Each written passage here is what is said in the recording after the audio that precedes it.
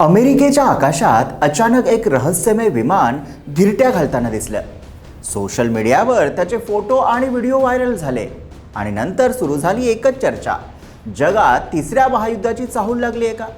कारण हे साधं विमान नाही, हे आहे अमेरिकेचं डूम्सडे प्लेन।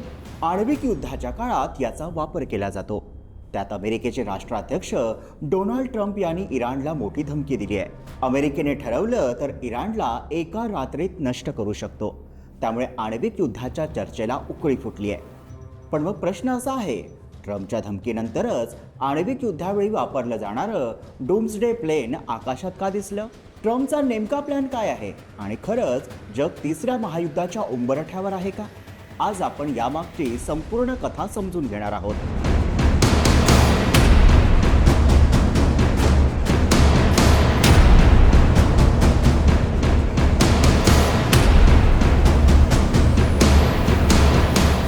नमस्कार, मी विहंग ठाकूर। सध्या पश्चिम आशियात तणाव वाढलाय। अमेरिका, इस्रायल आणि इराण यांच्यातील संघर्ष गेल्या काही आठवड्यांपासून अधिक तीव्र होत चाललाय। या पार्श्वभूमीवर डोनाल्ड ट्रम्प यांनी एक अत्यंत कठोर विधान केलं।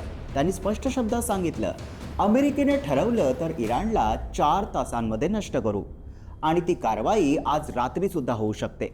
या विधानानंतर जगभरात खळबळ उडाली, कारण अमेरिका आणि इराण यांच्यातील युद्ध जर वाढलं तर त्याचा परिणाम जागतिक संघर्षात होऊ शकतो। अमेरिकेच्या या धमकीला इराणनेही जोरदार उत्तर दिलं। इराणकडून सांगण्यात आलं, अमेरिकेच्या धमक्यांना आमच्या देशातील लहान मूल सुद्धा घाबरत नाहीत। इराणने ट्रम्प यांच्या विधानाची खिल्ली उडवत अमेरिकेला अप्रत्यक्ष आव्हान दिलंय, म्हणजेच परिस्थिती आणखीन तणावपूर्ण बनली आहे। याच दरम्यान अमेरिकेच्या आकाशात एक विशेष विमान दिसलं। हे विमान होतं E-4B नाईट वॉच। लोक याला डूम्सडे प्लेन म्हणून ओळखतात। हे विमान अमेरिकेच्या नेब्रास्का राज्यातील ओमाहा येथील विमानतळावरून उड्डाण करताना दिसलं। हे दृश्य समोर आल्यानंतर सोशल मीडियावर अनेकांनी असा दावा केला की अमेरिका युद्धाची तयारी करतंय। यामुळेच तिसऱ्या महायुद्धाची चर्चा पुन्हा एकदा सुरू झाली। डूम्सडे प्लेन हे प्रत्यक्षात अमेरिकेचं फ्लाइंग कमांड सेंटर आहे। हे विमान बोईंग 747-200 च्या विशेष लष्करी आवृत्तीवर आधारित आहे।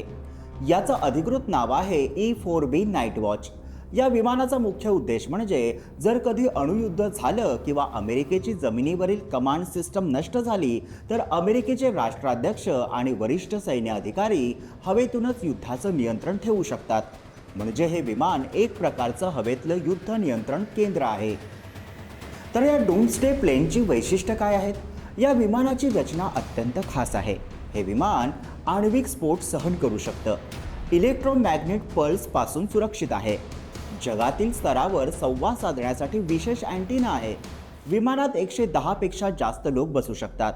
यामध्ये असतात command room, conference room, operation centre, communication area, विश्रांतीसाठी रूम। विशेष म्हणजे हे विमान हवेतच इंधन भरू शकतं, म्हणून ते दीर्घकाळ आकाशात राहू शकतं। अनेकांना वाटतं डूम्सडे प्लेन हल्ला करणारा विमान आहे, पण हे पूर्णपणे चुकीचं आहे। हे विमान कोणतंही शस्त्र सोडत नाही। याचा उद्देश फक्त एकच आहे, आण्विक युद्धाच्या परिस्थितीत कमांड आणि कंट्रोल जिवंत ठेवणं। डूम्सडे प्लेनची कल्पना शीतयुद्धाच्या काळात तयार झाली। त्यावेळी अमेरिका आणि सोव्हिएत संघ यांच्यात आण्विक युद्धाची भीती होती। जर कधी अणुहल्ला झालाच तर अमेरिकेचं नेतृत्व सुरक्षित राहावं आणि युद्धाचं नियंत्रण हवेतून करता यावं, यासाठी हे विमान विकसित करण्यात आलं। आता सर्वात महत्त्वाचा प्रश्न म्हणजे डूम्सडे प्लेन दिसलं म्हणजे युद्ध होणार का? अमेरिकन हवाई दलाने स्पष्ट केलंय की असं विमान नियमितपणे अलर्टवर ठेवलं जातं आणि त्याचं उड्डाण सामान्य तयारीचा भाग असतो।